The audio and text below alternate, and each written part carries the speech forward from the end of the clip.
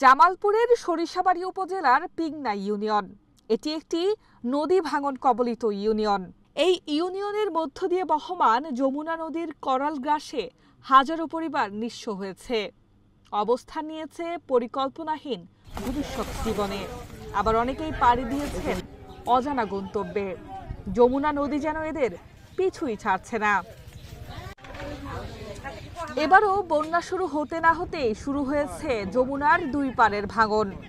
ভাঙন ঝুঁকিতে রয়েছে দক্ষিণ নলসন্ধ্যা সরকারি প্রাথমিক বিদ্যালয়, মসজিদ, মাদ্রাসা সহ বিভিন্ন স্থাপনা।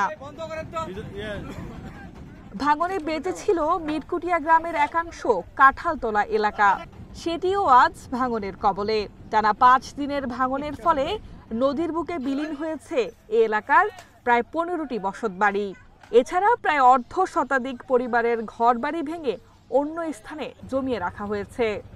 টিবেলা ছিল সব ভাঙ্গা চুরিয়া গেছে গা, তা আমার জায়গা বাসা নাই। আমি বেড়াবেড়ি নিয়ে কোনে যাবো। কতগুনা বাড়ি ঘর ভাঙ্গা গেল।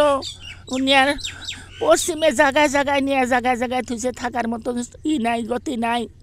তীব্র নদী ভাঙন হলেও এখন পর্যন্ত কোনো পদক্ষেপ নেয়নি সংশ্লিষ্টরা। পৌঁছায়নি সরকারি বরাদ্দের কোনো সহায়তা ও খাদ্য সামগ্রী। এমনটাই অভিযোগ ক্ষতিগ্রস্তদের।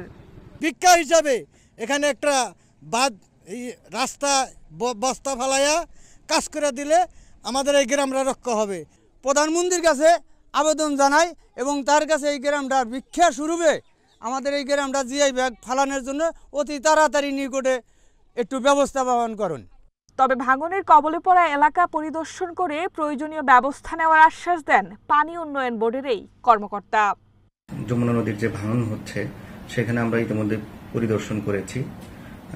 পরবর্তীতে ঊর্ধ্বতন কর্তৃপক্ষের সাথে পরামর্শ করে আমরা প্রয়োজনীয় ব্যবস্থা গ্রহণ করব।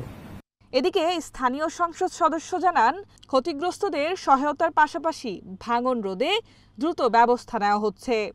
সেখানে প্রাথমিক পর্যায়ে 30 লক্ষ টাকা অনুদান দেওয়ার সিদ্ধান্ত নিয়েছে এবং পরবর্তী ধাপে আরও 86 লক্ষ টাকা সেখানে জিওব্যাগ ফালানোর জন্য একটা সিদ্ধান্ত হয়েছে।